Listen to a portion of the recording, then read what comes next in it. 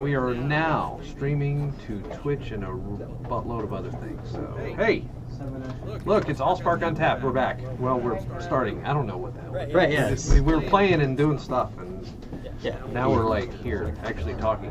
Yeah, the inaugural. The inaugural. Yeah, we're back for the first time, for the last time. How about that, right? Time. Hey, he's Matt. I'm Dave. We are from Game Night Games in the Colony, Texas, and we like Transformers. The stuff you hear in the background, by the way, are a whole bunch of guys. Say hi, Justin! What? Say hi! Hi! Okay. Yeah, you can hear the rest of the store. So we haven't exactly figured out how to make the store soundproof just yet, but... So, yeah. We'll get there. Yeah, you'll just have to kind of... Anyway, we're here to talk about Transformers and all that entails. If you've been watching our other videos we've been playing, we have game nights here on Wednesday and Sunday, right? Yep. Yeah, Wednesday and Sunday. Wednesday nights and Sunday afternoons. Sunday afternoons, we've got League starting this Wednesday, as a matter of fact. So if you're in and around Dallas, Fort Worth, you should come play with us. We have stock. As you can see, I just pulled back here. You know, there's totally nothing back here because this is our little stream setup. So I bang my head on this thing if it was back here. This sits up by the front of the counter, but you know, it's a Transformers podcast. So I mean, what are you doing, right? Right. It's gotta, we gotta look like we know what we're doing for at least a second. Things. You shuffled the wrong deck. I did. Don't mind me. And I was trying not to this whole time. It's so hilarious. It's all right. So hilarious. I'll fix it real quick. All right. Yeah. Well, we are here for our first little episode. We're going to talk about deck theory. We're going to talk about cards. We're going to talk about a lot of things. How we enjoy the game so far, and then anyway, the first of our, I guess, what are we going to call this? Deck techs? Yeah. Is we are going to show you. We're going to talk through Matt's deck because it's way better than mine. I'm going to move that out of the way because it's right over the top of the characters. His first, well, actually they're very similar, aren't they? Because I run Flamewar and probably Thundercracker as well. Thundercracker as well. That's right. So his Flamewar, Shockwave, and Thundercracker. Yeah, of course. It's really hard in Decepticons to come up with like a more efficient use of 13 points than Flamewar and Thundercracker. They're the most bang for your buck. Thundercracker, especially if you're playing Brainstorm, which right now every deck seems to be playing. 3 copies of it. Right. It lets you just burn through so many cards in your deck, and I've had turns where he swings for 15.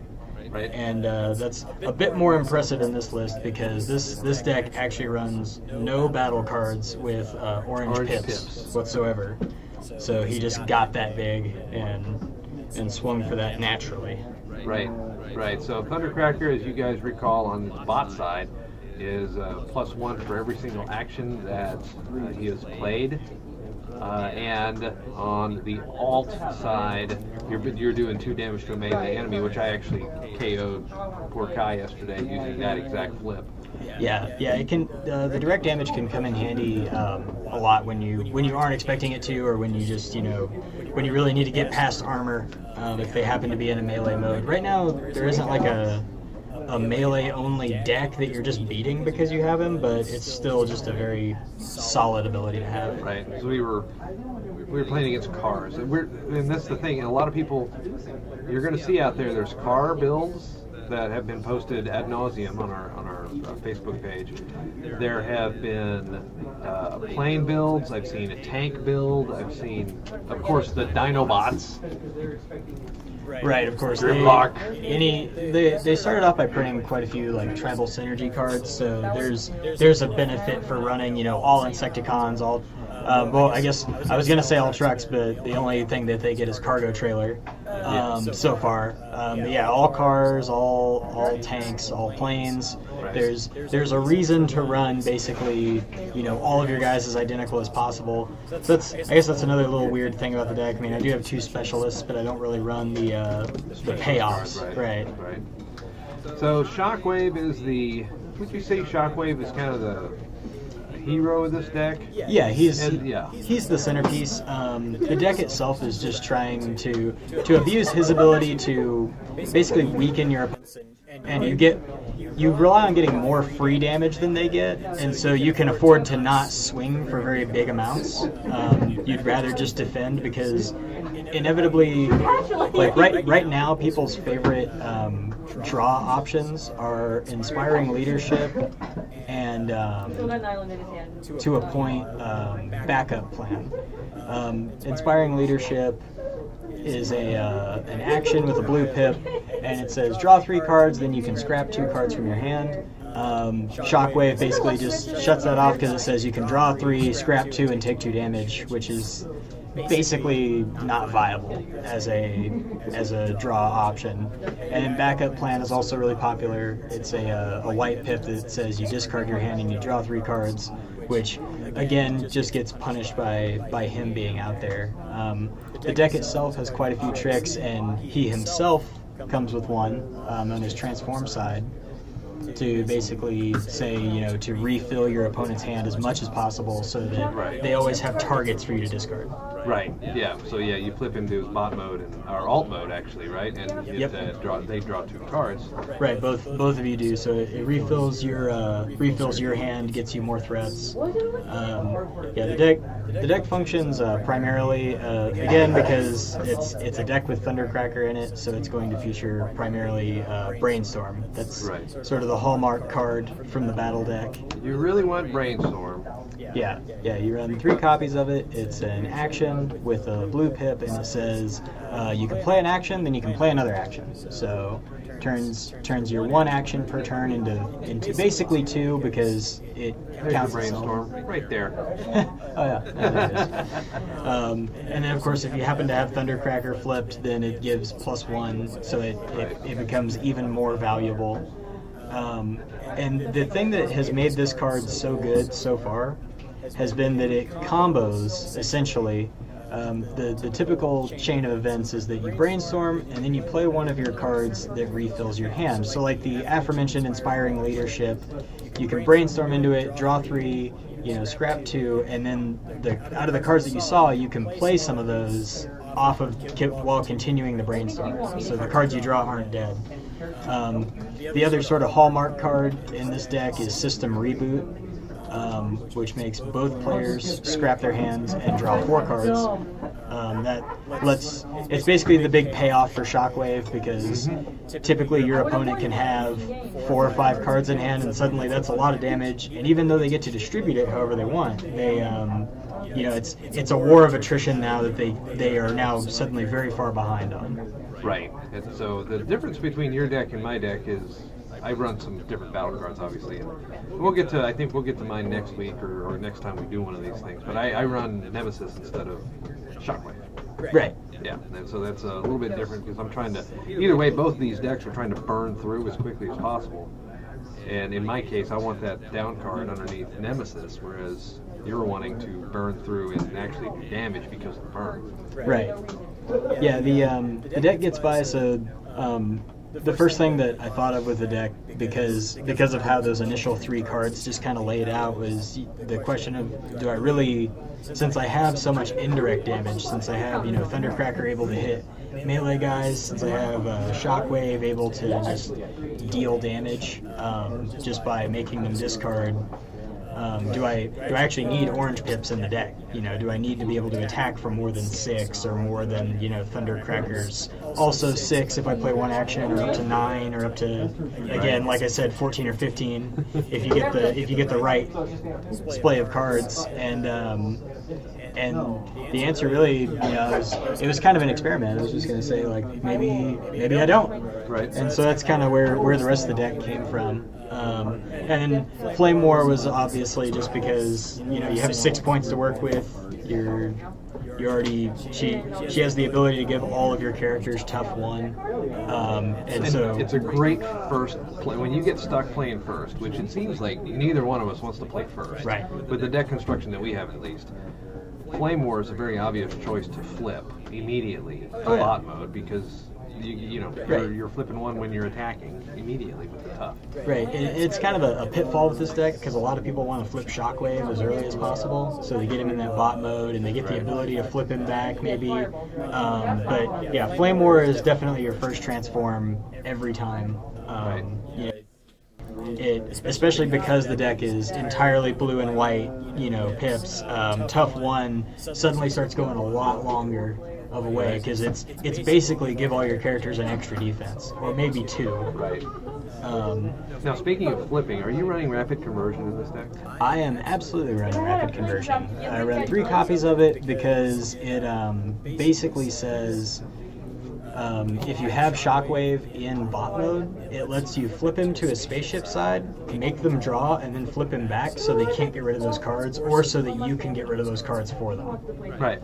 It can also let Thundercracker cheat in 2 damage and then flip back to the mode where he because if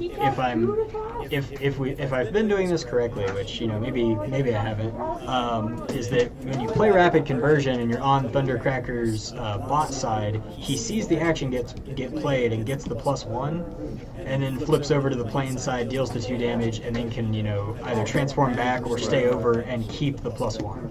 I would play it the same way because he was on that and he gets it until the end of turn. Right, and it happens when you play the action, not after the action's over. So, right. Yeah, and so that's been just rapid conversion's just if you play a deck that has good transform effects, Rapid Conversion is just ridiculous. Oh yeah, and it's a staple in your card decks. Right. Obviously. Oh, you've got several guys that are going to do Thank you something. really Well, and when you have there's a lot of interesting resource systems and a lot of card games. This one is going off of there's a limited number of things you can do in a turn, and you can only do one of each thing. So any card that lets you turn one of those actions into something else, you should consider pretty heavily. Right. Or if it lets you do something in addition. So the specialist weapons, brainstorm, Rapid Conversion, they're letting you exchange one of your actions for a different kind, and that is just a brutal change. I guess to continue down the deck does run a few upgrades, not very many. I think it's I want to say it's 11 or maybe less than that. Oh no, it's I think I went up to 14. 14? It's 2 copies of Blast Shield. It's kind of a stopgap card. I just found that I wasn't getting enough defense early enough, so I wanted to be running there it is. 5 copies of a card that I could put on a character to get some defense. So it's basically the counterpart to Grenade Launcher.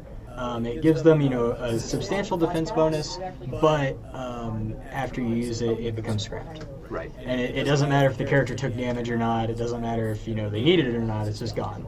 It's just a +2 to your defense and then see you later. Yep. As opposed to your +4 to attack and then see you later. The grenade launcher. Right. Yeah. When you compare the two, it kind of seems a little one-sided. But I don't think when they designed the game, they were really expecting too many people to take a turn without taking damage. And so, whereas I think they wanted people to be dealing damage quite a bit, and this deck kind of ruins that objective. If that was how they were trying to design it. Right? The next card up is 3 copies of Reinforced Plating, and that's actually the card that you want to see. That's the armor that you want to be putting on your guys, because like I said with Tough 1, you actually run 6 cards in this deck that have 2 blue pips. And so Tough is actually sometimes better than just an extra defense. Not always, but it's it's the armor that you actually want on Shockwave and on Thundercracker, because if Flamewar's still alive, then that's Tough 3, and it just means that your opponent has to go somewhere else, or they have Pierce, or they're living with the fact that they're just not going to do as much damage. Right. So that's kind of the main initial goal is to use those those 4 main cards, the Brainstorm, the Reboot, the Leadership, to sort of get your ball rolling. Use Thundercracker and Shockwave to cheat some damage and get your Reinforced Platings on so that you can survive. And after that, you get into sort of the damage side of the deck, because since you're not running any triggers for orange, you can't hope to flip anything. You can't get anywhere that way. You run 3 copies of Leap into Battle, It's honestly a staple. Sure, yeah. So +3 to the end of the turn. I mean, hey. Yeah, especially when you run Brainstorm, especially because it's an extra +1 on Thundercracker. Right. Like it's the easiest way to secure 3 damage in the game. Have you seen a ruling yet as to whether or not you could, with Brainstorm, give somebody a +6? I don't see any reason why you wouldn't. I forgot about that. Play like 2 leaps? Yeah. Yeah. Yeah, it doesn't seem like. Yeah. You just do it. Because that's happened a couple of times.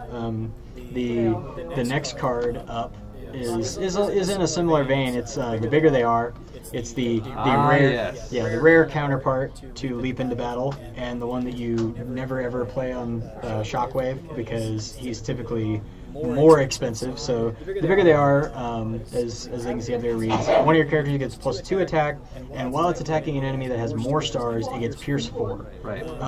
This card is basically the only way Flamewar is going to deal damage in this deck. Because he's a 3. Yeah. She swings for a pitiful 3. It's one of the only ways to make Thundercracker in jet form deal more damage. So it's pretty much a necessity. And again, it goes great at the end of a Brainstorm.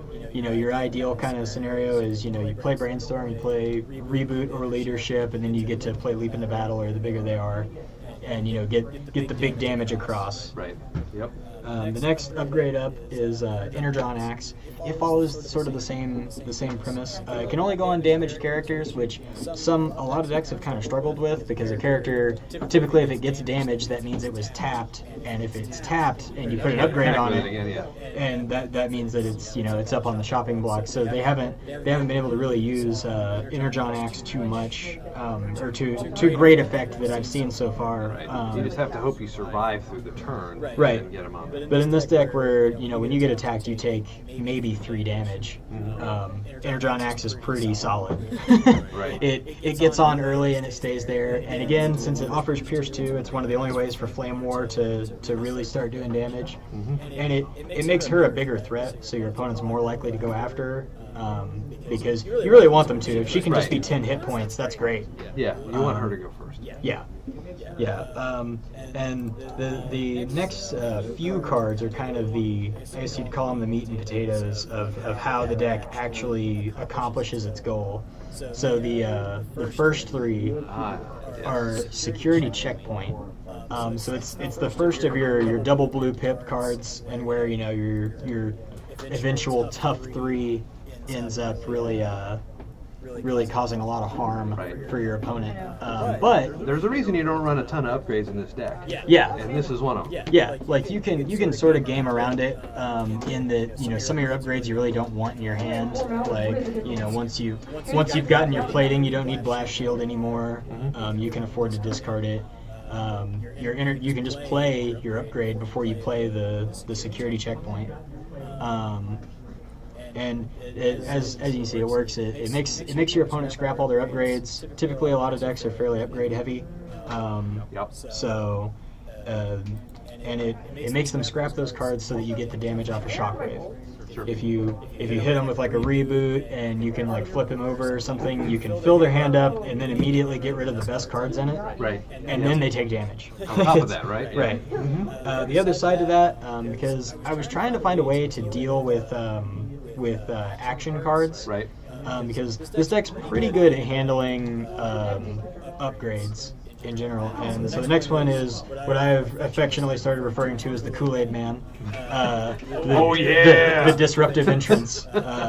It's just look at your opponent's hand and scrap one of their actions. And again, with decks that run like Brainstorm, with decks that run, you can eat their way to get more cards in their hand. But typically, you are trying to go after their Leap into Battles. The bigger they are, and sometimes they're rapid conversions. If that kind of thing, if they're Brainstorms, right? Hey, all the good stuff. Yeah, Brainstorm. One of the kind of hidden, one of the sort of traps playing this deck is that when your opponent runs a Brainstorm, they can empty their hand more. And so then you have less cards that you can scrap out of it on your turn. So hitting their Brainstorm now means that they have to play slow like the rest of us. Right. And they have to deal with that. So what's worse? I just want to having Brainstorms turn up when you're attacking or defending, or just I don't even know. Actually, that is the worst. Never mind. Sorry. Oh yeah, when you're attacking. Flipping a brainstorm when you attack is miserable. That's about the worst thing that I mean, I've flipped grenade launchers and things like that when I've been attacking before, and I'm like, oh man, it's a waste opportunity. But this, considering what we're running with what the hell's her name? Thundercracker. I was about to say Thunderstrike. That's all right. I messed up Sunstorm's name so much. I was like, I've never heard of this transformer, Sunstriker, Sunstriker. You know, I was like, Sunscream. You know, I was like, I don't know. I had never heard of him before. So, and then I ended up opening 2, of course. Naturally. The next card in the list is basically a way of how you deal with upgrades once they get on the field, and that's going to be Debilitating Crystal. It's a utility, and it says when the attached character attacks, you can return one of the defending character's upgrades to their hand. It helps you get around things like, you know, their own blast shields, anything that gives them tough, or just a weapon that you hate. Yeah. Make them play it again, or just put it back in their hand. Because again, if you're refilling their hand, then the system reboot comes down and they take like 6. Right. It just becomes. Right. Or guess what? You're not going to just take 4 damage anymore. You're going to take all 9. Right. Yeah. You're gonna really feel it in the morning. Yep. The next one is honestly just there for the blue pips. It shouldn't be too much of a surprise to anybody. It's 3 copies of Handheld Blaster. In a deck where you're playing defense, you never play this card. You are more than happy to discard it to your own security checkpoint or your own system reboot. You never want it in your hand ever, but when you trigger it, you feel great. It's come down to it in this deck where I wish you could just not trigger when you attacked. Like, I always attack people with it, and I say it's like, no, it's going to be for 6. You know, it's like that's what it is. It doesn't matter. I have to remind them. And the last card is just a little piece of tech. It's just a 2 of, and it's swap missions. I feel like this card's going to become more of a staple with specifically Flamewar and a couple of other characters that really serve like utility purposes. Because it lets you tap one or untap one of your tapped characters and then tap one of your untapped characters. So basically, if you've already done the big brainstorm attack with Thundercracker, or you've already swung in with Shockwave ship mode, and so you're left with Flamewar, and they're all sitting there on 2 or 3 defense, and there's just no way she's dealing damage. Boom, you play swap missions, you tap her, you get your Thundercracker back. You could have brainstormed it and now he's huge again. Or you could, flip Shockwave and still get a 4 attack, get something that's greater than 3. Because in this deck she is largely just there to support you, And so I wanted to run it as 3 of, but I felt like every other card that was running 3 was just more important. We will get a picture of this up on the Transformers Facebook group, because that seems to be where a lot of it is coming from, and then the subreddit, the Transformers subreddit as well, of course, on our GameNet Games page. So, I mean, as to kind of bring this to a close, so to speak, it just at a high level, you're running what, 9 cards with white pips? Right. Yeah. 31 with blue pips. Yep. No orange. 6 of which are 6 doubles. Yeah. 6 doubles. So it's pretty hard to chew through. For a while, one of the cards that I saw a lot of decks running it, and so I wanted to try it out, and I feel like it's just kind of a trap, is Medic. Because like in a deck where you defend really heavily, Medic is really tempting. It has no pip, it's a blank trigger, and it says you just heal a guy for 2. The issue is that even with system reboot, even with leadership, getting it in your hand is the only time it's useful. And every time I was just like, man, I would really just rather defend 1 than heal 2. And I would, I'd really rather just have a brainstorm rather than a medic. Does it seem to you that the action cards are specifically focused on either playing more actions, discarding cards, or some other effect that is not necessarily defense or repair? I mean, there are cards out there, but I have not seen very many in play. both the direct damage and the healing cards don't seem very well pushed at the moment. They're not trying to make them strong. So it's like you have what is it, Plasma Shock, Plasma Bolt, something like that is the 2 damage. It's the 2 damage to 1 character. Yeah, it's the 1 damage to all characters. Yeah, it's the damage version of Medic, and then you have like Repair Bay, which is heal 1 off all your characters on an orange pip, and it's like they're all okay, but it seems like it's more rewarding to just play the game rather than try to get the one-off. You know, I manipulated my health total and that saved me here, or like, admittedly, like I ran, when I was building a car travel deck, I ran the Plasma Bolt because I didn't have a better way to inflict damage on high defense characters. Oh, I think you beat me with the Plasma Bolt. Yeah, and I ended up in the situation where a lot of times they would throw out like a 2 health character to defend, and it's like, man, I really wish I could just play a card and clear you out of the way and then go after a real threat. You know, because you end up burning 9 attack into somebody, and you're not playing Grimlock, so you don't get to win the game because of that. What are you going to call it? Are you going to call it trample or flash? I don't know what you're going to call that. Yeah. Thundercracker. I was fortunate enough to be able to face somebody in that situation with a melee character, and I was able to flip Thundercracker and then bring it back, but do that 2 damage melee to be able to take him out of the game. You know, so. Yeah. Next time I'll have to go over yours so everybody can sort of see, similarities, right? Well, like not just the similarities, but like how different a leader character can make a deck. Because it's like we still use Thundercracker, Flamewar. I'm pretty sure we both run 3 Brainstorms, and you probably don't run Reboot. You probably run a backup plan. And I have orange pips in mine. Oh, of course. And all out attack is there. Whereas all out attack, I know you do have one, but you're not running it. I don't have all 3. Right. So that's the deck. It's sort of just designed to play the game a little differently, because I know that it's frustrating as all hell. I'll tell you, I don't think I've beaten this deck yet. It hasn't lost yet. Yeah. I came really close on Wednesday or Sunday, I forget which. Yeah. I came real close where basically I needed a 4 attack, and you flipped a white that lets you flip 2 double blues or something crazy like that. That's what they're in there for. Yeah, had you not flipped the white, I would have won the game, and but that's the way it goes. And it's part of deck design. It's been a pretty fun part of the game so far, honestly. Is trying to figure those ratios out. Obviously, this is a really skewed version of like, how can I just ignore trying to make a balanced spread of pips and just what if I didn't need to attack? Right. Because if nobody gets damage through, I'm gonna get there eventually. Sure. And so and it's quite effective at doing that. I'll tell you what, it really does slow the game down. And I mean, to yes and no, right? Because I was able to, right at the end, I was able to get that second card down underneath Nemesis. And once he starts swinging for 13, it's pretty hard to stop. Yeah, and that was just the very fortunate where white pip comes up, double blue, and all of a sudden, it came in for 3. But it's, started at 13. Yeah, it's a great now. We've seen a lot of people complain about, just talking about the game in general, we've seen a lot of people complain about the pull rates of rares and super rares.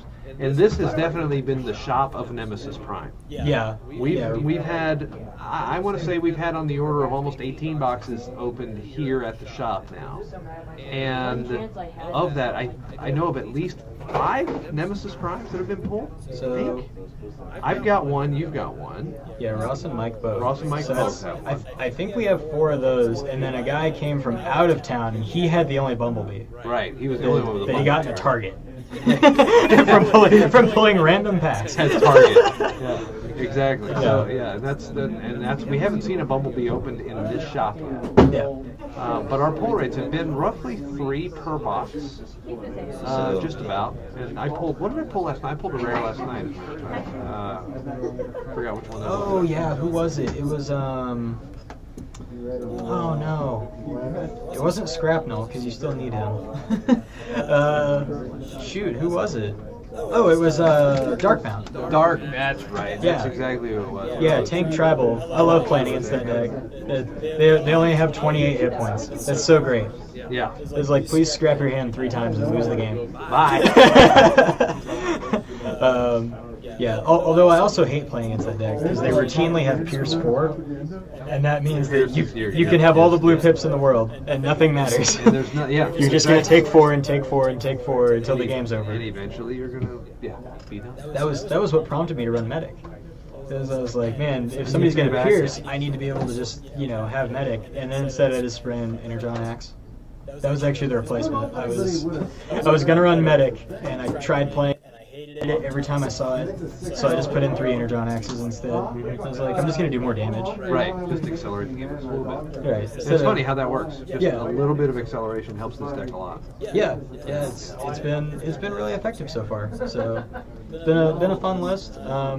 Yeah, I guess if anybody's out there, just give us some feedback. We'll see Dave's list with Nemesis and then the Thundercracker and Flamewar, so we won't do too much different. Your change. Yeah. We'll try and get Ross on camera. Ross was the one that was like, oh my god, I want to stream. I want to stream Transformers. I really want. And then now the 2 times that we've done it, he hadn't been here. Well, no, he was here yesterday. Oh, he was streaming. Yeah, he was playing on the stream yesterday. So if you guys see it, we did stream for quite a while yesterday during our Sunday play day. We streamed for a couple hours at 2-ish, and we streamed for another few hours after that because the 3 of you guys played while I was up there having to actually run the shop. Oh, I know. Yeah. I know, it's terrible having to. Crying shame. Really, it is. It's unbelievable. Anyway, all right, thank you guys for watching. We appreciate it. Again, I'm Dave. He's Matt. Send us whatever you need. If you want to send an email or respond via Twitch or whatever, if you want to send an email, you can send it to me, yoda@gamenight.games, and you can also find me on Twitch. I'm at Big Yoda, and he's at How You Doing? How you doing? Yeah, you can find me on the subreddit, and that's about it. Don't have the YouTube thing going. Right. That's not. He's social media averse. Yeah, exactly. That's it. All right, thank you guys for watching. We'll be back soon with another one.